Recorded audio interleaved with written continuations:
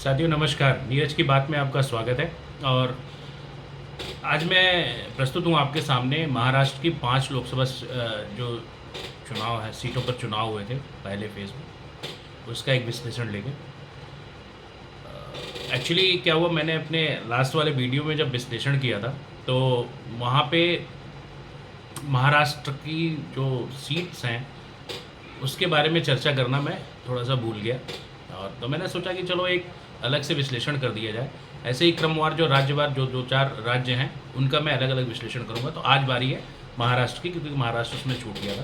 तो महाराष्ट्र की जो 5 लोकसभा चुनाव में जो वोटिंग हुई है परसों, तो उसमें से अगर मैं उसका करूँ तो 4 सीटें इसमें से बीजेपी और शिवसेना के पास थी। एक सीट जो चंद्रपुर की थी, वो कांग्रेस के खाते में गई थी। पिछली बार जो बहुत ही रोचक मुकाबले में जो चंद्रपुर की सीट है, वो कांग्रेस के खाते में चली गई थी।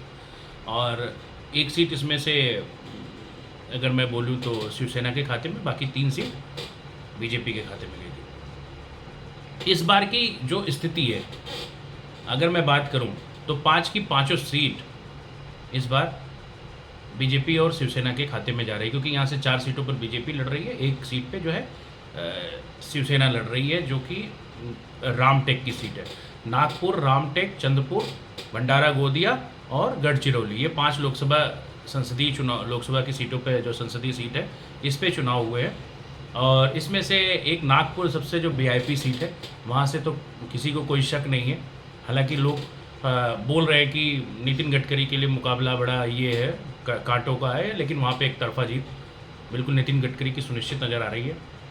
बात करेंगे रामटेक की। रामटेक से यहाँ से शिवसेना के खाते में ये सीट गई थी पिछली बार, और इस समय भी जो शिवसेना शिंदे के नेतृत्व में शिवसेना है, उसके उम्मीदवार वहाँ से लड़ रहे हैं।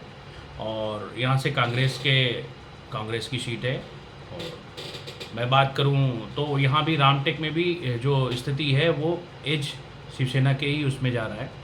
हालांकि मुकाबला बड़ा दिलचस्प है, रोचक है। अब मैं बात करूंगा कि एक जो गढ़चिरौली है, गढ़चिरौली में भी पिछली बार जो सीट है, अगर मैं बात करूं तो वहाँ से 2 बार अशोक नेते बीजेपी से चुनाव जीत चुके हैं, तीसरी बार वो मैदान में है।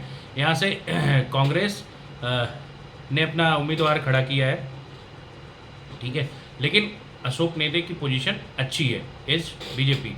भंडारा गोंदिया, जो कि मैं एक बार कहूँ कि ये एनसीपी का गढ़ रहा है, और यहाँ से प्रफुल्ल पटेल ने भी चुनाव 2009 में लड़ा था, जीता था। और बहुत मशक्क़त के बाद 2014 में जब मोदी लहर थी, तो यहाँ से नाना पटोले जीते थे। नाना पटोले, जो कि अभी इस समय वर्तमान में महाराष्ट्र कांग्रेस के अध्यक्ष हैं, और उन्होंने फिर 2018 में यहाँ से इस्तीफ़ा दे दिया था और उन्होंने कांग्रेस ज्वाइन कर ली। तो यहाँ से जब नाना पटोले छोड़े, तो उपचुनाव में एक बार फिर से ये सीट एनसीपी के खाते में गई, और एनसीपी ने यहाँ से जीत की थी। लेकिन इस बार क्या है, आपको पता है कि एनसीपी 2 भाड़ों में, एनसीपी और शिवसेना 2 भाड़ में बटी है। एक तरफ अजीत दादा पवार है, दूसरी तरफ शरद पवार है। तो दोनों में मुकाबला बड़ा दिलचस्प है, दोनों पार्टियों में अस्तित्व की लड़ाई है। तो यहाँ से भंडारा गोंदिया से प्रफुल्ल पटेल अजीत पवार गुट में है, और यहाँ से उन्होंने अपनी खूब मेहनत लगा रहे हैं। और सुनील मेंढे जो है, यहाँ से चुनाव मैदान में है, एक बार फिर से बीजेपी की तरफ से।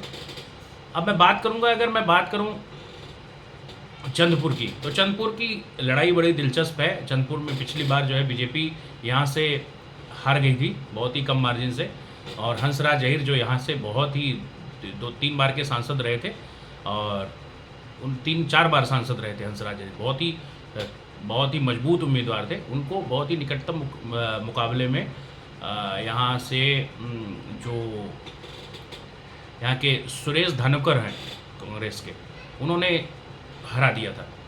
तो इस बार कांग्रेस ने क्या किया है कि वहीं से चंद्रपुर की ही लोकसभा सीट में एक विधानसभा आती है, प्रतिभा नावेरकर, जो कि इन्हीं के परिवार से हैं, और उनको टिकट दे दिए गए। हालांकि वहाँ पे गुटबाजी कांग्रेस में बहुत है, क्योंकि वहीं से एक विधायक जो है और टिकट चाह रही थी, उनको टिकट नहीं दिया, प्रतिभा जी को टिकट दिया है। तो और वहाँ से हंसराज अहीर का इस बार पत्ता काट दिया गया है। वहाँ से एक बीजेपी ने सुधीर मुनगंटीवार को टिकट दिया है और लड़ाई बड़ी दिलचस्प है। लेकिन जो वहाँ पे मेरे एक दो लोग रहते हैं और साथी भी हैं, तो उन्होंने जो रिपोर्ट वहाँ से बताई है उसके हिसाब से बीजेपी वहाँ से चुनाव जीत रही है। मुकाबला बड़ा कड़ा है, क्योंकि गुटबाजी अंदर से कांग्रेस में इतनी है कि कांग्रेस फाइट तो कर रही है, अंदरूनी कलह ज़्यादा है, तो इस वजह से ये स्थिति है। तो इसके साथ ही ये रहा मेरा विश्लेषण, बहुत ही छोटे में, बहुत ही छोटा वीडियो आप लोग जो देखना पसंद करते हो, इसलिए मैं ये बना रहा हूँ। तो ये 5 की 5 सीटों, जो एक सीट कांग्रेस की थी, उसको भी बीजेपी शिवसेना का जो गठबंधन है एनडीए, वो लेता हुआ नज़र आ रहा है। आपको ये विश्लेषण कैसा लगा बताइएगा कमेंट में लिख के। आप प्लीज़ हमें सपोर्ट करिए, वीडियो को शेयर करिए, लाइक करिए और सब्सक्राइब भी करिए। धन्यवाद।